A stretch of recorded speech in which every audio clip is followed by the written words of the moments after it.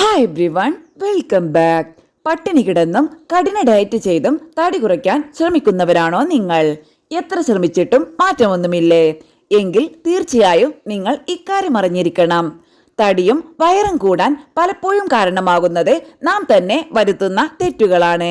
ഇത്തരം ചില തെറ്റുകൾ ഒഴിവാക്കിയാൽ തന്നെ തടി വർദ്ധിക്കുന്നത് ഒരു പരിധിവരെ ഒഴിവാക്കാൻ സാധിക്കുകയും ചെയ്യും. പലരും ചെയ്യുന്ന ആവർത്തിക്കുന്ന തെറ്റാണ് തടി കുറയ്ക്കാൻ ഭക്ഷണം ഒഴിവാക്കുക എന്നത്.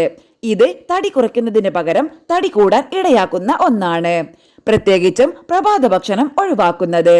ഇത് ഉപാപചയ പ്രക്രിയ പതുക്കെയാക്കുകയും പിന്നീട് വിശപ്പധികമാക്കി ഭക്ഷണം കഴിക്കാൻ ഇടയാക്കുകയും ചെയ്യും. അങ്ങനെ തടി കുറയുന്നതിന് പകരം തടി കൂടി വരുന്നത് കാണാം. പലരും പാക്കഡ് ഭക്ഷണങ്ങൾ വാങ്ങുമ്പോൾ അതിൽ കൊഴുപ്പും ഷുഗറും ഉണ്ടാവില്ല എന്ന് കരുതി വാങ്ങിക്കും. പക്ഷേ ഇതിൽ അടങ്ങിയിരിക്കുന്ന കൃത്രിമ മധുരം പോലുള്ള പല കാര്യങ്ങളും പലരും പരിശോധിക്കാറില്ല. ഇത് ഏറെ ദോഷം വരുത്തുന്ന ഒന്നാണ്. ഇത്തരം കൃത്രിമ വസ്തുക്കൾ അടങ്ങിയവ കഴിക്കാതിരിക്കുക, പ്രത്യേകിച്ചും പ്രോസസ് ചെയ്ത ഭക്ഷണങ്ങൾ.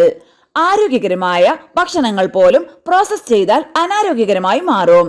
ഉദാഹരണം, ബ്രെഡിൽ പോലും അമിതമായി കൊഴുപ്പും ഷുഗറും അടങ്ങിയിട്ടുണ്ട്. പ്രോട്ടീൻ കുറവ് വണ്ണം കുറയ്ക്കുന്നവരിൽ ഒരു മാറ്റവും വരുത്തില്ല. വണ്ണം കുറയാൻ ശ്രമിക്കുന്നവരാണെങ്കിൽ കാർബിനേക്കാൾ കൂടുതൽ പ്രോട്ടീൻ ഭക്ഷണത്തിൽ ഉൾപ്പെടുത്തണം. ആവശ്യത്തിന് പ്രോട്ടീൻ കഴിച്ചാൽ വയർ കുറയും, തടിയും കുറയും. പ്രോട്ടീൻ ഏറെ നേരം വയർ നിറയാനും വിശപ്പ് കുറയാനും സഹായിക്കുന്നു.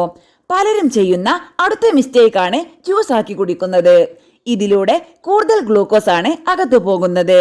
ആരോഗ്യകരമായ കൊഴുപ്പുകൾ നല്ലതാണ്, എന്നാൽ ഇവയിൽ പലതിലും കലോറി അധികമാണ്, പ്രത്യേകിച്ച് അവക്കാഡോ, നട്ട്സ്, ഒലീവ് ഓയിൽ എന്നിവയിൽ.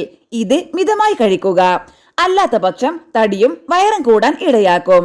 അതുപോലെ കലോറി അധികമായിട്ടുള്ള പാനീയങ്ങൾ കുടിക്കുന്നതും പ്രശ്നമാണ്. ഏത് ഫ്രൂട്ടും അതുപോലെ കടിച്ചു ചവച്ചരച്ച് കഴിക്കുക, എങ്കിലേ അതിലെ ഫൈബർ ഫുള്ളും നമുക്ക് കിട്ടൂ.